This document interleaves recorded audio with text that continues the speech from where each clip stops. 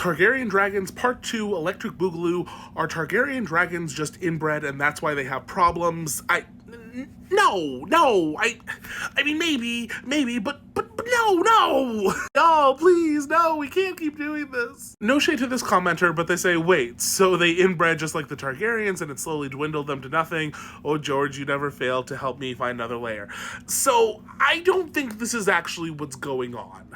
And so the reference is, just like the main Targaryen family, they keep, marrying each other, and the idea being that causes problems down the road. Same thing with the dragons, right? And again, I think it's an oversimplification of a tool, in this case, the inbreeding, that George is using more thematically than literally. So with the dragons, first of all, we don't know if this is an issue for them because we don't actually know how dragons reproduce. We have theories, there are assumptions, but we do not have any hard critical evidence. And what knowledge we do have is kind of split on the matter. The most informed kind of historian on the subject was a man named Septon Barth. Septon Barth was a hand of the king to Jaehaerys. He was a Septon of the faith, but he was very interested in dragons and just like everything to do with them, the science of them almost. So a lot of his stuff has to do with researching dragons and trying to figure out how they work, how they function,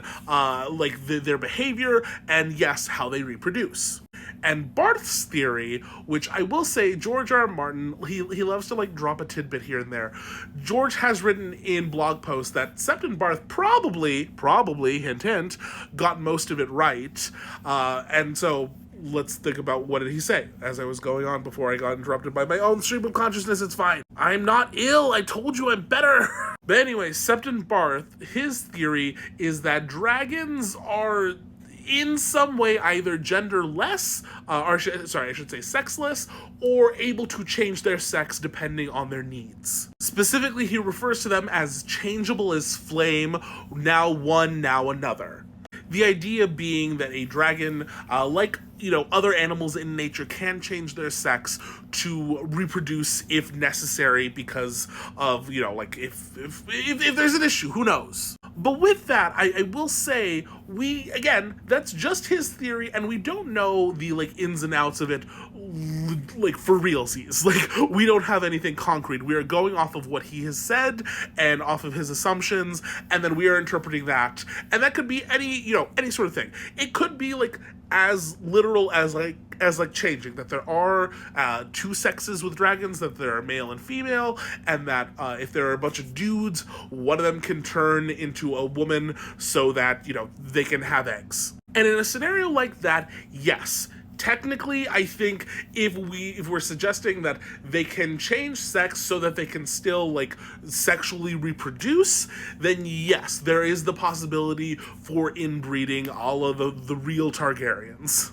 But this fails to account for the fact that, we don't know if they even, reproduce sexually. It could be that, yes, that they are either, sexless, or they are able to, change sex to drop eggs, but we don't know, what the fertilization process is like. Is this asexual reproduction? Is there a fertilization process? And does that fertilization process even need a male dragon? There are theories out in the fandom that, part of the blood magic that ties Valyrians, or in this case Targaryens, to their dragons has something to do with that fertility, that ability for dragons to reproduce, being tied to that bond with a human. In this vein, there are a lot of theories that female Targaryens are a necessary component in the bonding process with a dragon to make that dragon fertile.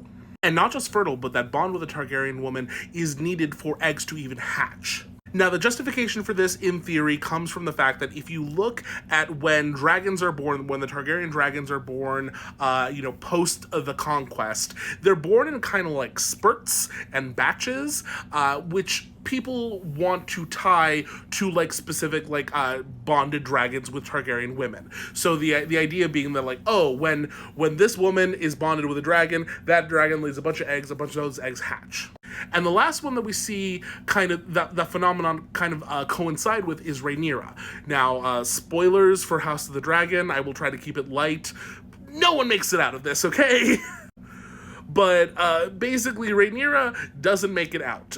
She is killed in a very traumatic way, and after that is when we see the precipitous decline of the dragons. So I think that the issue is people are conflating like the dragons being smaller because they're all relatively young with there being like issues of inbreeding, because there are like some physical issues, but those happen down the line post Rhaenyra no longer being around. So I think we've conflated those two issues. So the dragons are mostly just on the smaller side, I think, because they are just younger. But then when they do start having these like developmental problems, when they're like worms and they're missing wings and like legs and they're like crazy things that are like trying to eat the children, that's post Rhaenyra. So you can argue that the sort of like the dragon fertilization process has been fucked up if you subscribe to those theories, and therefore any dragons that you like are trying to hatch post that are now all having these same like developmental, almost like inbred issues. But this is all to say that I don't think any of the problems that we are maybe perceiving in the Targaryen dragons have anything to do with the traditional idea of inbreeding. Because as I already said, we don't know how their sexes work and how those sexes work in relation to breeding, and then how that works in relation to like the fertilization inbreeding that leads to live children being hatched. And what evidence we do have, I don't think suggests that the fact that we have like a limited gene pool of dragons is really causing that many issues, since it seems that it is almost more asexual reproduction with like a human Targaryen woman like thrown in for a magic bond. And I think this is a very important distinction to make, because I think the fandom has this kind of obsession with the idea of like the inbreeding, typically when it's with the humans, and I don't think they're interpreting the way George is meaning to use it. Because when we look at how this, inbreeding functions within the Targaryen family, and even if you want to like say within the dragons, we're not seeing it like actually like physically manifest. If we were treating this level of inbreeding with family members like with real world implications, this family wouldn't exist. They would have died off many generations ago as, very like people with like severe developmental and physical disabilities. Like they wouldn't be functioning, they couldn't walk, they would be impotent. So that's why I get annoyed when people want to like blame the incest for everything, because I'm sorry, like the incest isn't incesting. It is not behaving as you would expect it to behave in the real world. They still look like Swedish supermodels.